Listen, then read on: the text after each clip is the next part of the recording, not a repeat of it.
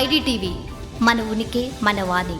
తెలంగాణలోని రేషన్ లబ్ధిదారులకు అలర్ట్. దేశంలో ఎల్నినో ప్రభావంతో నెలకొన్న వర్షాభావ పరిస్థితులను దృష్టిలో ఉంచుకుని ప్రజా పంపిణీ వ్యవస్థల విషయంలో కేంద్ర ప్రభుత్వం కీలక నిర్ణయం తీసుకుంది. ఆగస్టు, సెప్టెంబర్, అక్టోబర్ నెలలకు సంబంధించిన రేషన్ బియ్యాన్ని ఒకేసారి పంపిణీ చేయాలని నిర్ణయించినట్టు తెలుస్తుంది. కేంద్రం నుంచి వచ్చిన స్పష్టమైన ఆదేశాల మేరకు పౌర సరఫరాల శాఖ ఆగస్టు 1వ తేదీ నుండి ఈ 3 నెలల రేషన్ బియ్యం పంపిణీకి వేగంగా ఏర్పాట్లు చేస్తుంది. గతంలో ఏప్రిల్, మే, జూన్ నెలలకు కూడా ప్రభుత్వం ఇలాగే ఒకేసారి బియ్యాన్ని పంపిణీ చేయాల్సిన విషయం తెలిసిందే. ఈ నిర్ణయంతో సాధారణంగా ప్రతి నెల మొదటి 15 రోజులు మాత్రమే నడిచే రేషన్ దుకాణాలు ఆగస్టు నెలలో మాత్రం నెల మొత్తం అంటే 31 రోజులు తెరిచి ఉంటాయి. ప్రతి రేషన్ కార్డుదారులకు 3 నెలల బియ్యాన్ని పొందేందుకు గాను వరుసగా 3 సార్లు ఈ పోజ్ యంత్రంలో వేలిముద్రలు వేయాల్సి ఉంటుంది. రాష్ట్ర వ్యాప్తంగా ఉన్న 1.05 కోట్ల రేషన్ కార్డుల ద్వారా దాదాపు 3.20 కోట్ల మంది లబ్ధిదారులకు 2.15 లక్షల మెట్రిక్ టన్నుల సన్నబియ్యాన్ని పంపిణీ చేయనున్నారు. MLS పాయింట్ల నుంచి షాపులకు రవాణా ఇబ్బందులు లేకుండా చిన్న దుకాణాలకు ఒకేసారి, పెద్ద దుకాణాలకు 2 లేదా 3 విడతల్లో బియ్యం చేరవేసేలా రవాణా